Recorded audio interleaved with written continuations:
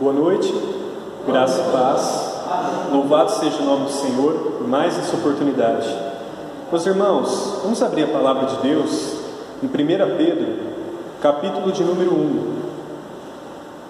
Faremos a leitura do verso 13 ao verso de número 25. 1 Pedro, capítulo de número 1, do verso 13 ao verso de número 25.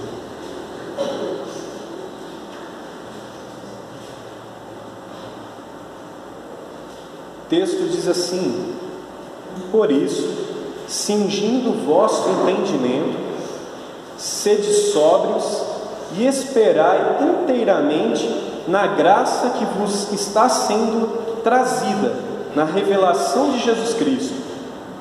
Como filhos da obediência, não vos amoldoeis as paixões que tinhais anteriormente na vossa ignorância. Pelo contrário, segundo é santo aquele que vos chamou, tornai-vos santos também vós mesmos, em todo o vosso procedimento. Porque está escrito: sede santos, porque eu sou santo. Ora, se invocais como Pai aquele que, sem acepção de pessoas, julga segundo as obras de cada um, portai-vos com temor durante o tempo da vossa peregrinação, sabendo que não foi mediante coisas corruptíveis, como prata ou ouro, que fostes resgatados do vosso fútil procedimento que vossos pais vos legaram, mas pelo precioso sangue, como de cordeiro sem defeito e sem mácula, o sangue de Cristo, conhecido com efeito antes da fundação do mundo, porém manifestado no fim dos tempos por amor de vós, que por meio dele tendes fé em Deus, o qual o ressuscitou dentre os mortos e lhe deu glória, de sorte que a vossa fé e esperança estejam em Deus. Tendo purificado a vossa alma pela vossa obediência à verdade, tendo em vista o amor fraternal não fingido, amai-vos de coração uns aos outros ardentemente, pois fostes regenerados, não de semente corruptível, mas de incorruptível, mediante a palavra de Deus, a qual vive e é permanente. Pois toda a carne é como a erva, e toda a sua glória como a flor da erva. Seca-se a erva e cai a sua flor. A palavra do Senhor, porém, permanece eternamente. Ora, esta é a palavra que vos foi evangelizada. Oremos mais uma vez. Senhor Deus, nós queremos nos colocar em sua presença neste momento e rogar ao Senhor que nos dê seu Santo Espírito, que ilumine o nosso entendimento e que possamos assim compreender a verdade.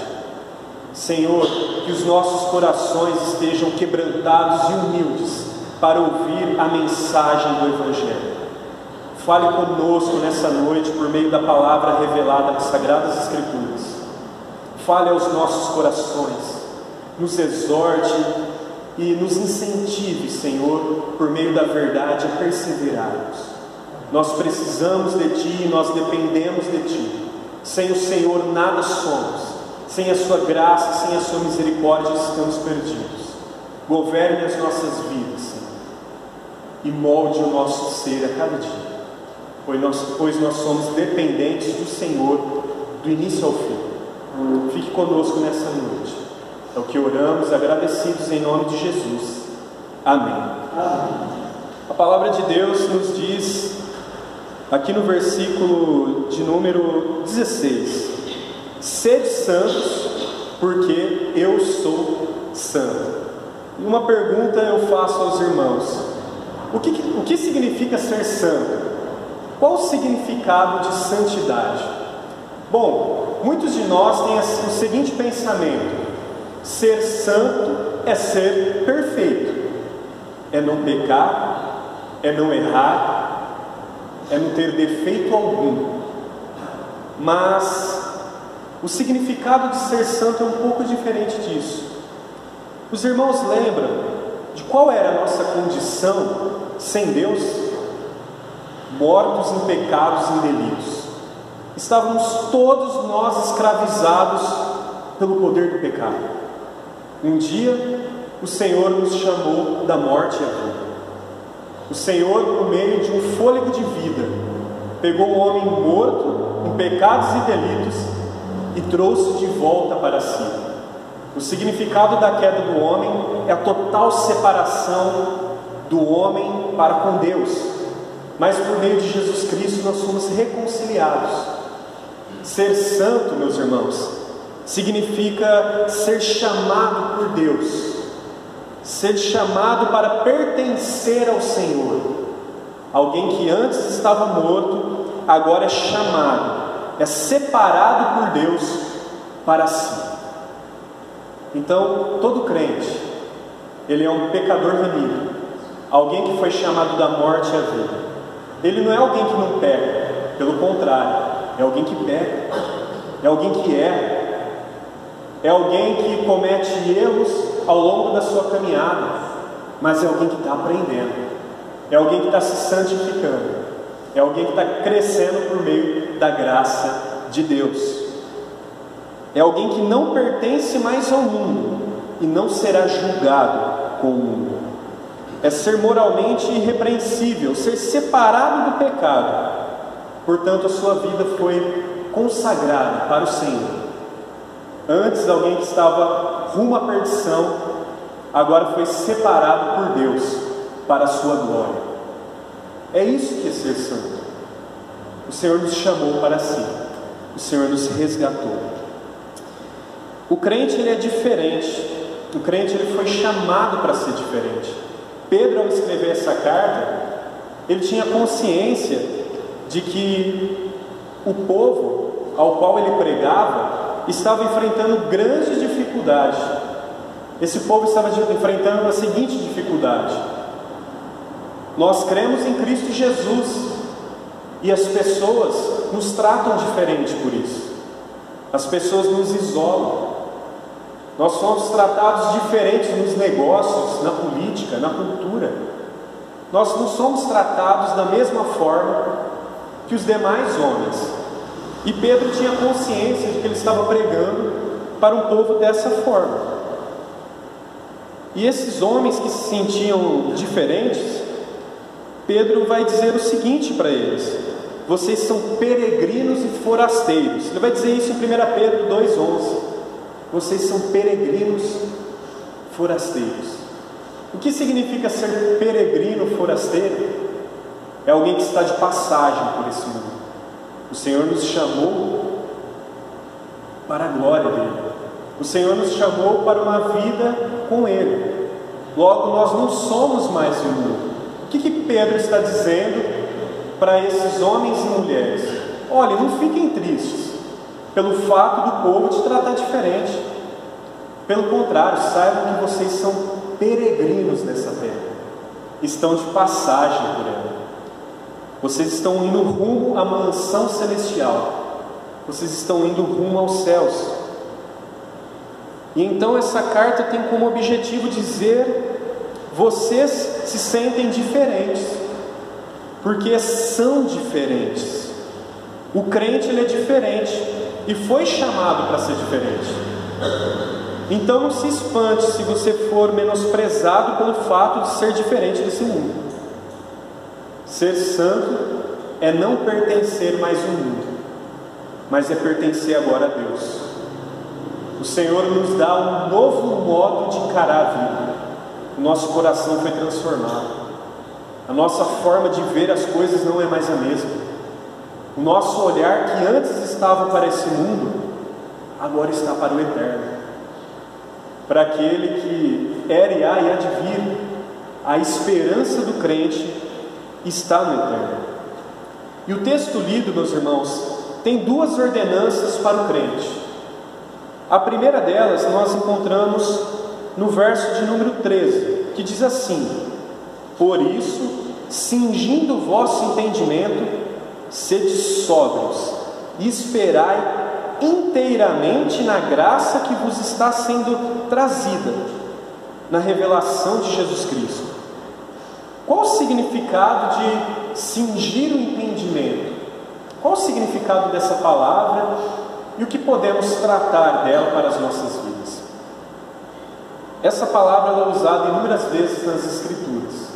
Cingir traz a ideia de apertar os cintos, de estar preparado, firme, pronto. Mas preparado para o quê? Para praticar a santidade. Nós devemos estar preparados. Cingir o vosso entendimento significa que o crente ele deve viver conforme alguém que foi salvo por Jesus Cristo. Alguém que não vive mais conforme esse mundo, mas que o seu entendimento é outro. Em outras palavras, a santidade começa em sua vida de pensamento. Significa que a santidade na vida do crente, conforme foi pregado domingo passado, não é algo exterior, não é a sujeira que está do lado de fora do copo, mas é algo que antecede, é algo que está no interior.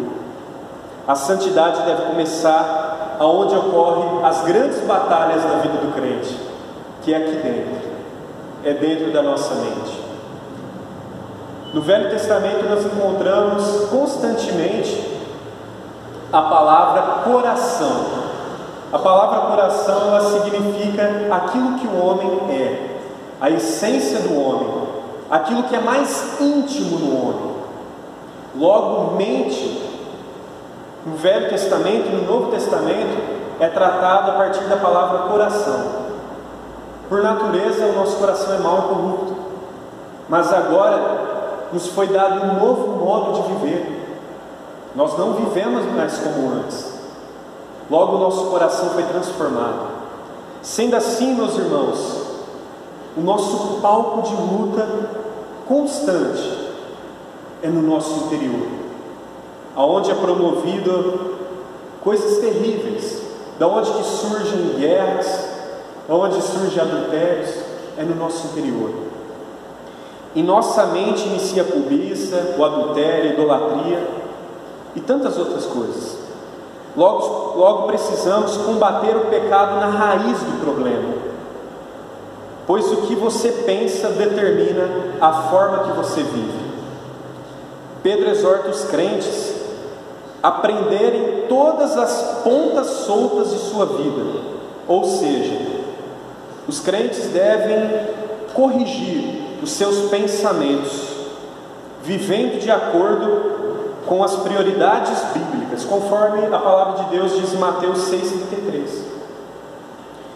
Bom, desvencilhando-se do pecado do mundo, tendo em vista a graça futura que acompanha o retorno de Cristo. Paulo ele vai nos ensinar em Filipenses 4,8 a pensar sobre as coisas que são verdadeiras e nobres, justas e puras, amáveis e de boa fama. O nosso coração, meus irmãos, aonde se passam as grandes batalhas, muitos dos nossos pensamentos são terríveis, muitos dos nossos pensamentos são malignos, muitos dos nossos pensamentos dizem respeito de coisas que desagradam a Deus. É aqui dentro onde começa a grande luta da vida do crente. Na prática, precisamos confessar ao nosso Deus os nossos pecados. Reconhecer, meus irmãos, que dentro de nós há coisas terríveis, que para muitos pode parecer que a nossa vida é perfeita, impecável, sem erro algum, mas o Senhor, que conhece o nosso íntimo, sabe daquilo que ocorre dentro dos nossos corações. Logo, nós temos que confessar ao nosso Deus aquilo que está passando no nosso interior.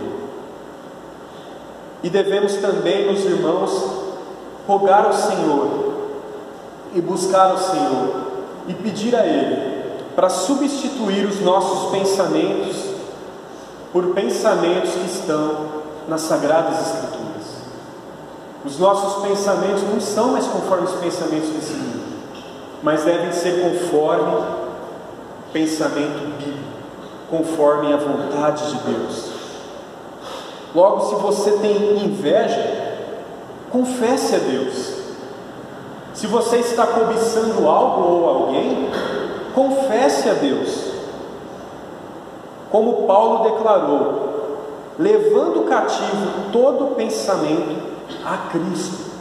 Meus irmãos, tudo aquilo que passa dentro de nós, que é contrário à palavra do Senhor, não hesite em se quebrantar aos pés da cruz e reconhecer ao nosso Deus aquilo que você está enfrentando no seu interior. Confesse ao Senhor aquilo que se passa nas suas entranhas, no mais íntimo do seu coração, porque isso é importante para a nossa caminhada. Podemos fingir uma santidade a todas as pessoas, mas a Deus não podemos fingir. A Deus nós não podemos enganar. Deus nos conhece mais do que qualquer pessoa. O Senhor sabe tudo aquilo que passa dentro de nós. A Ele não tem como escondermos nada. Sendo assim, como podemos viver, meus irmãos, acobertando algo terrível que passa dentro de nós? Não deixe de confessar o pecado. Não deixe de reconhecer o quão dependente você é do Senhor. E esteja preparado a todo momento para uma vida de santidade. Em Efésios 5, do verso 1 ao 2, diz assim: sede, pois, imitadores de Deus, como filhos amados, e andai em amor, como também Cristo nos amou e se entregou a si mesmo por nós, como oferta e sacrifício a Deus em aroma suave. O segundo ponto que o texto lido trata encontra-se no verso 16: sede santos, porque eu sou santo.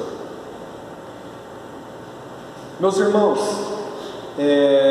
o que podemos tirar com isso? O que podemos compreender com isso? O nosso Deus tem como atributo santidade. O que o difere de tudo é que Deus é santo, Deus é perfeito, Deus é puro na sua forma de ser. Um conhecimento sólido quanto ao amor de Deus e ao lugar de cada um na família de Deus nos incentiva a uma vida de sacrifício pessoal necessário para a vida cristã. Somos chamados para ser imitadores de Cristo. Ser santos como o Senhor é santo é seguir ao Senhor e imitá-lo e fazer aquilo que Jesus fez. É caminhar conforme Jesus caminhou. É ter uma vida espelhada no ministério de Jesus. É espelhar diariamente a sua vida naquele que é o Senhor. Somos chamados para ser imitadores de Deus, viver uma vida dedicada ao nosso Deus, consagrada a Deus, separada para Deus. O Senhor nos chamou para pertencer a Ele. O Senhor nos chamou para ter uma vida exclusiva para Ele. Logo, ter uma vida santa, meus irmãos, é ter uma vida conforme a vontade do Senhor. É ter uma vida exclusivamente para Deus. Todas as coisas acontecem em nossas vidas, seja financeira, seja econômica, qualquer coisa. Mas nós sabemos que o alvo da nossa vida é Jesus Cristo. Que todas essas coisas vão passar. Tudo vai passar. Mas que Jesus Cristo, Ele é eterno. E a nossa vida deve estar pautada nele. deve estar gravada em mim. Ser santo é viver uma vida de obediência à vontade de Deus, assim como Cristo viveu uma vida de obediência à vontade de Deus, recusando as propostas do mundo e obedecendo à vontade do Senhor. Devemos estar dispostos a servir ao Senhor, negando a si mesmo. A vida cristã é uma vida de negação a si mesmo. É constantemente negar a nossa natureza, a nossa vontade, e fazer a vontade daquele que vive. Da mesma forma que Jesus Cristo fez a vontade do Pai, cabe a nós, seguidores de Cristo, fazer a vontade de Deus e viver uma vida conforme a vontade de Deus. Isso pode parecer estranho para muitos, porque nós vivemos num século onde a liberdade individual é tratada nos limites, nos extremos. E falar que nós dependemos de Deus, que nós devemos a Deus uma vida de obediência, para muitos pode ser um escândalo, mas é aquilo que a palavra de Deus nos ensina. O Senhor nos chamou para o glorificarmos em pensamentos e ações, vivendo uma vida exclusiva para Ele. Sede santos, pois eu sou santo, assim diz o Senhor. Se queremos uma igreja avivada, cheia de Deus, precisamos viver uma vida de santidade. Se queremos ter uma igreja, uma vida rica em paz, em graça, em amor, nós precisamos ter uma vida voltada para o Senhor.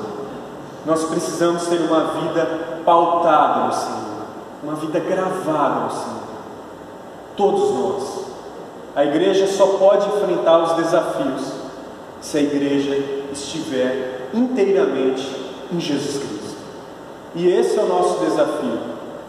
Esse é o desafio de toda igreja: viver uma vida separada para o Senhor, em pensamento, em ações, em todo modo de viver. Que o Senhor nos ajude a cada dia, meus irmãos, a vivermos conforme a vontade dEle, uma vida santa e separada para o louvor da glória dEle. Amém? Amém.